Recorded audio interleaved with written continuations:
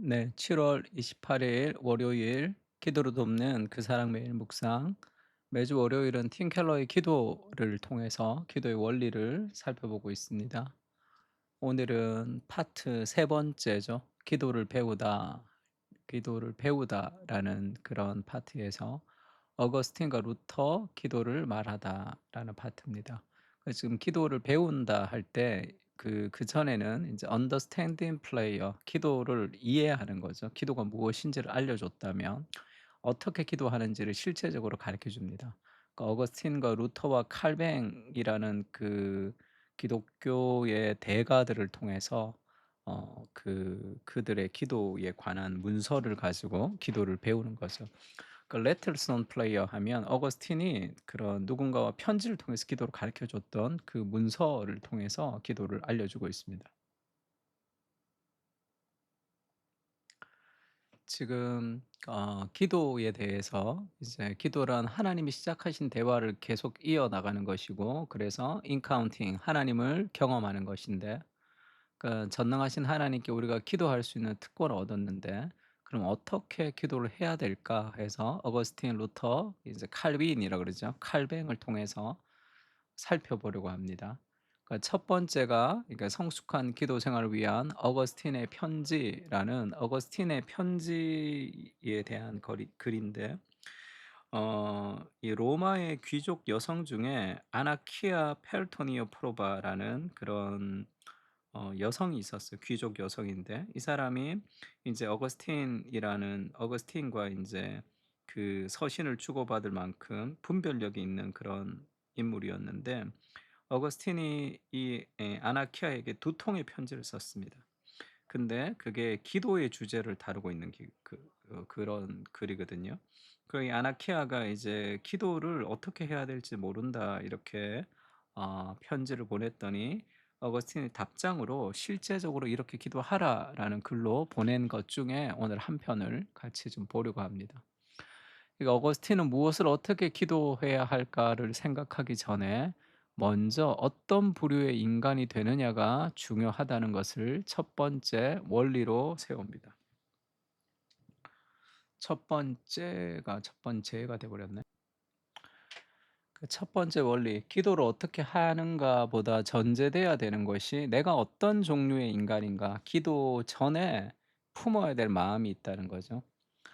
이 세상에서 엄청난 복을 누리고 있다 하더라도 내가 스스로 자신을 외로운 존재라고 생각을 해야 된다는 거죠. 내가 외로운 존재다. 이 세상에 어떤 복으로도 채울 수 없는 내 영혼의 빈 공간이 있다는 것을 알아야 된다는 거죠. 그 눈에서 비늘이 떨어져서 이 땅에서 제 아무리 대단한 영화도 그리스도 안에서 찾을 수 있는 영원한 평화와 행복, 위안을 주지는 못한다는 사실을 또렷이 볼 줄 알아야 한다.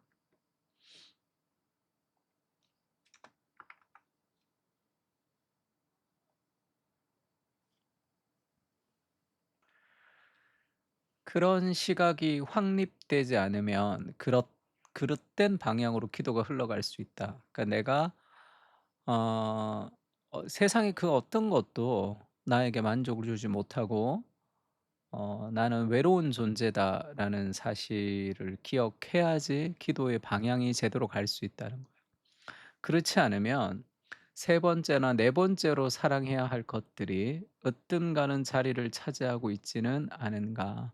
그러니까 어거스틴은 죄라는 것을 disordered love라 그랬죠. 순서가 바뀐 사랑. 하나님을 가장 사랑할 때 인생은 모든 것을 다 누릴 수 있습니다. 그러나 하나님보다 더 사랑하는 대상이 있으면 그것이 우리를 노예로 삼기 때문에 올바른 방향으로 살아갈 수가 없는 거죠. 그래서 하나님께 가장 큰 사랑을 드리는 것이 마땅하지만 주님을 막연히 의식만 할 뿐 실질적으로는 그분의 은혜와 임재를 지상에서 누리는 번영과 성공, 지위, 애정 또는 쾌락만큼 소중하게 여기지 않을 수도 있다. 팀 켈러의 기도라는 책이 번역이 참 좋은데, 근데 이걸 뭐 주 문장이랑 보조 문장이랑 이렇게 거꾸로 번역을 해 줘야지 우리나라가 읽기 좋은데, 그냥 그대로 직역하듯이 해서 참 복문 비슷하게 돼서 이해하기가 좀 쉽지가 않은데, 그러니까 이 땅에서 우리가 인제 주님께 기도하지만 하나님을 가장 사랑해야 된다는 것도 알고 하나님보다 더 사랑하는 것이 우상이라는 거 알아요. 근데도 하나님을 좀 막연하게 의식할 뿐이고 정말 하나님의 임재와 하나님을 경험하는 것이 이 땅에서 내가 누리는 번영과 성공과 지위와 애정과 쾌락만큼 소중하게 여기지 않는 경우들이 굉장히 많습니다. 그래서 그거를 기도해야 되죠. 그거를 '하나님 내 영혼을 좀 깊이 어루만져 주셔서 정말로 하나님을 향한 갈급함 그것이 가장 소중한 사랑이 될 수 있게 해 달라고 그 눈을 변화시켜 달라고 기도해야 됩니다. 이 순서가 바뀌지 않으면 결국은 하나님의 임재를 누리는 것보다 내가 돈이 좀 더 들어오고 내 사업이 잘 되고 내가 뭐 좀 잘 되는 거 그것이 더 소중해지는 거죠. 그렇게 되면 기도가 길을 잃어버리게 됩니다. 또 그렇게 되지 않을 때 그런 분노하게 되는 거죠. 결국 내가 이 땅에서 더 많은 통제를 할 수 있는 능력을 더 키우는 거죠. 그래서 내가 통제할 수 없는 상황과 환경을 만나면 이 분노하는 그런 신앙이 될 수 있습니다. 이러한 심적인 고장을 인식하고 그게 얼마나 삶을 뒤틀어 놓는지 자각하지 못하는 한 기도는 치유의 통로가 아니라 문제의 일부가 될 따름이다. 내가 얼마나 왜곡된 존재인지, 그래서 내가 원하는 대로 내 인생을 살아가는 것이 얼마나 비참한 지경에 이르는 것인지에 대한 내 마음 속에 있는 그런 영적인 뒤틀림, 그것을 좀 깊이 인식해야 되죠. 그때 우리가 하나님 의지하고 하나님께 나아갈 수 있습니다. 가령 부의 축척을 삶의 안정감과 자신감을 주는 주요한 요인으로 보는 사람이 있다면 그 사람은 재정 상태가 위기에 봉착할 때마다 하나님께 부르짖고 도움을 청하겠죠. 그리고 그 간구는 하나님 앞에서 계속 걱정하는 것일 뿐입니다. 돈이 들어올 때까지. 기도를 마치고 나면 도리어 더 초조해지고 불안해질 뿐 아무런 보탬이 되지 않을 때도 있죠. 기도가 새로운 시야를 열어주고 새로운 시각을 갖도록 도와줘서 우리 마음을 치료해 주며 주님 안에서 평안히 안식하도록 이끌지 못하는 거죠. 근데 우리가 가령 부의 축적을 삶의 안정감으로 놓고 기도를 했다 하더라도 하나님이 은혜를 부어 주셔서 나를 변화시켜 주시고 내 눈을 열어 주십시오. 이렇게 기도해야 돼요.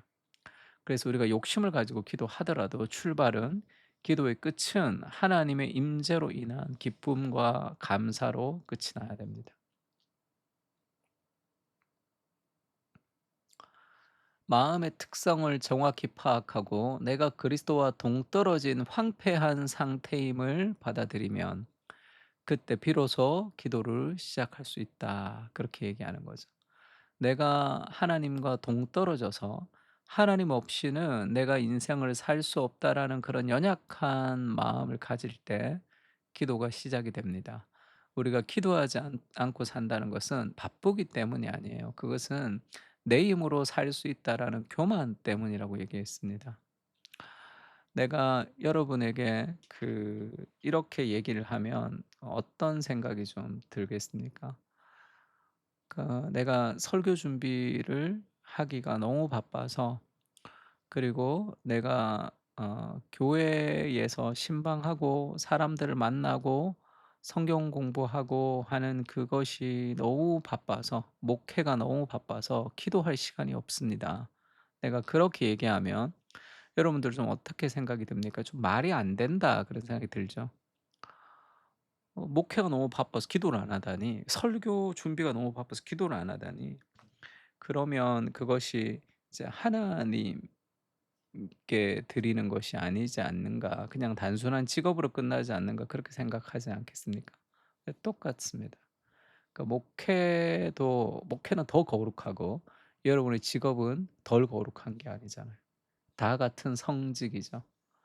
그럼 내가 직장생활 너무 바빠서 내가 기도할 시간이 없습니다. 육아가 너무 바빠서 내가 기도할 시간이 없습니다. 그것이 다 말이 되지 않는 삶의 우선순위의 문제가 되는 거죠. 그래서 '내가 정말로 기도하지 않고는 살아갈 수 없다.'라는 그런 외롭고 황폐해진 존재라는 죄인됨의 자각이 우리를 기도로 이끌어갈 수 있습니다. 그럼 어떻게 뭘 기도해야 되는가? 어거스틴이 행복한 삶을 위해 기도하십시오. 행복을 위해 기도하라는 거죠. 그게 무엇이 우리를 행복하는가? 세상의 보상과 쾌락은 일시적인 기쁨을 줄 따름이죠. 거기에 마음을 둬봐야 그 행복은 오래가지 않습니다. 그럼 시편 27편 4절로 돌아가라는 거죠. 그게 뭐죠? "내가 여호와께 바라는 한 가지 일 그것을 구하리니 곧 내가 내 평생에 여호와의 집에 살면서 여호와의 아름다움을 바라보며 그의 성전에서 사모하는 그것이라." 하나님 그분 그 자체를 만나는 것이 인생의 가장 큰 행복이라는 거죠. 이것이 행복을 구하는 기본적인 기도이며 성령님의 능력에 힘입어 허상을 걷어낸 심령만이 들을 수 있는 간구이다. 우리는 하나님 그 존재 자체로 사랑합니다. 그리고 그 분으로 인해 우리 자신과 이웃을 사랑합니다. 이렇게 고백하라는 거죠. 그래서 시편 27편 우리 지난주 월요일도 묵상했는데 우리 한 번 더 묵상하면서 기도하면 좋을 것 같아요. 내가 정말로 바라는 참된 행복, 그것이 하나님의 임재가 주는 가장 큰 행복.